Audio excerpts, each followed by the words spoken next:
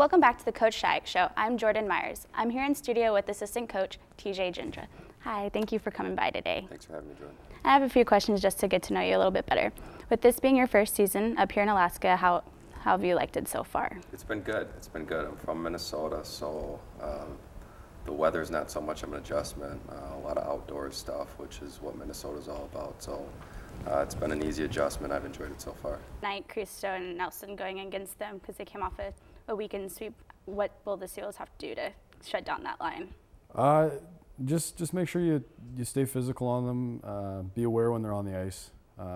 That's the biggest thing. Is they're good players. They've obviously put up some points, but if you play tough defensively and don't give them a lot of time and space, it'll be tough for those guys to make as many plays as they're used to making.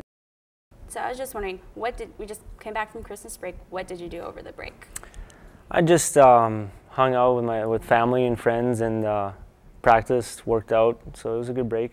It was nice. Are you ready to be back in the swing of school? Yeah, it's been a long break this year, so ready to get back and get into classes and yeah.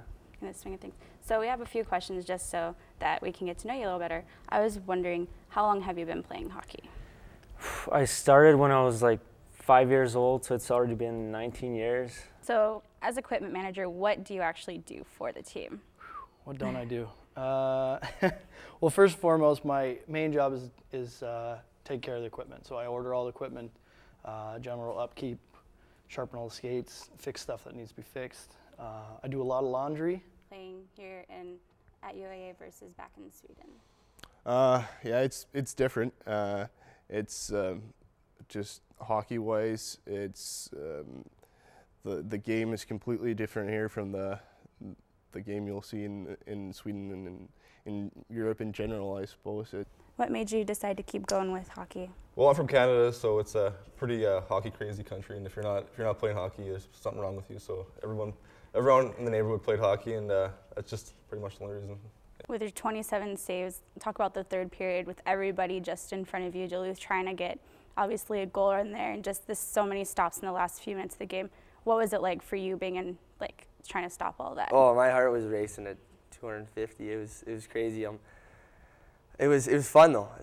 It's always fun when it's like that, and it's down to the last couple minutes.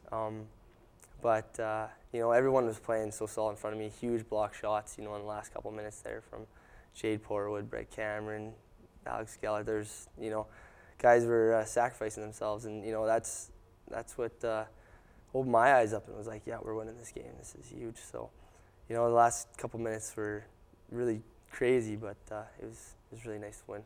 As a goaltender, do you like seeing other players sacrificing their bodies in front of the net so that you have a chance? Or? Yeah, definitely. You know what? That's a confidence booster for sure. When you see those guys sacrificing themselves for you. Any horror stories? Not really. I mean, there's always times that something goes wrong, that something breaks, or hockey gear is, if you have time, it's easy to fix, but if you don't have a lot of time, it's kind of a rush. And there's always times like that. I think horror stories.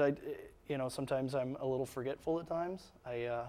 About once a year, I forget to bring the dry erase board out to the bench for coach, and then I usually get the evil eye when it's not there, and I feel ridiculous, and I got to run off the ice and go grab it, and I look like a fool, and then Dave chews me out a little bit, and then I don't forget the rest of the time. So yeah, but nothing too crazy. I mean, we've had guys in the past that are a little bit more high maintenance than others, I guess you could say, but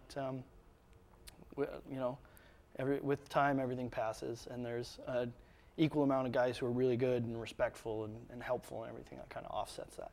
So. Speaking of high maintenance, is there any, not to call anybody out, but any one this year? Oh, that's the best thing is calling guys out. No, I mean, there's a couple guys that that need a little bit more than others, but a lot of times that kind of reflects on how they play and what they contribute.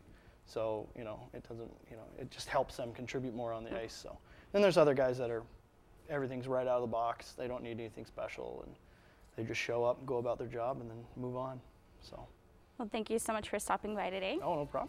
And with that, we'll go to commercial break. Stick around for Coach and Taylor for viewer emails.